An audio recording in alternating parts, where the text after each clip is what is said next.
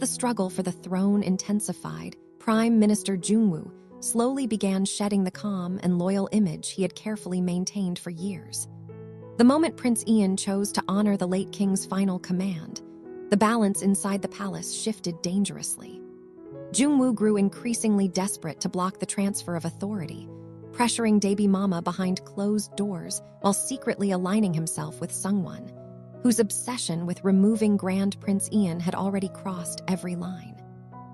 The young king, burdened by the truth he overheard long ago about his father's final wishes, can no longer stay silent. He openly announces that the throne will be handed over exactly as the late king intended. His declaration shakes the entire palace, leaving ministers and royal officials stunned into silence. Yet amidst the chaos, baby mama appeared to waver for the first time. After receiving forgiveness from Ian despite everything that had happened between them, she quietly made a decision that could destroy the people standing behind the conspiracy. She quietly orders Court Lady Eam to bring back the woman she had secretly hidden away, seemingly referring to Aram, the one person capable of exposing Lord Inpyeong's darkest crimes. Amid the growing chaos, Hee Joo and Ian finally stop running from their feelings. Unable to hide her feelings any longer, Hee Joo confessed the truth she had been suppressing for so long, admitting that her heart had already chosen him long ago. The confession led them into a desperate, emotional kiss that felt less like a fleeting moment and more like two people clinging to each other while the world around them collapsed. Even with danger looming over them from every side, they held onto one another as though neither wanted to let go again. But their brief happiness was cut short almost immediately. Just moments later, chaos erupted as an explosion thundered through the palace. On her way to speak with her family, Hee Joo suddenly sensed something was terribly wrong and rushed toward the royal audience hall. By the time she arrived, the entire building was already engulfed in flames. Panic spread through the palace when word emerged that Prince Ian was still trapped inside. The horrifying scene brought back memories of the deadly fire connected to the late king's death, making the situation feel even more ominous. Without hesitating for even a second, Hee Joo ran directly into the burning hall. Surrounded by collapsing flames and smoke, she eventually found Ian unconscious inside the burning wreckage and desperately dragged him out before the fire consumed everything around them.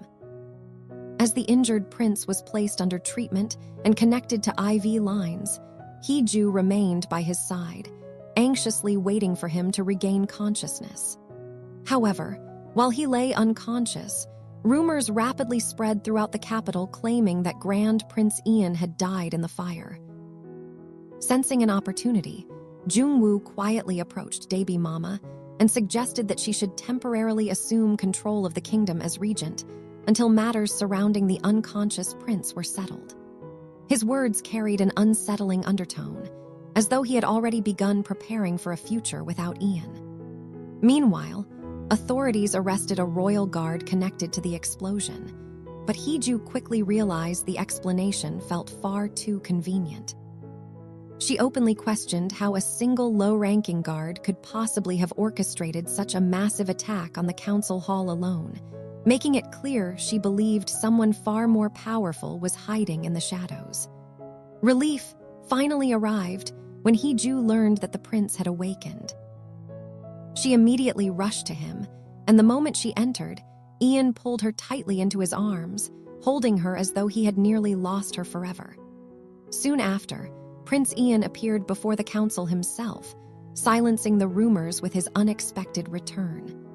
Standing firmly before the stunned officials, he coldly remarked that it seemed stories of his death had already begun spreading beyond the palace walls.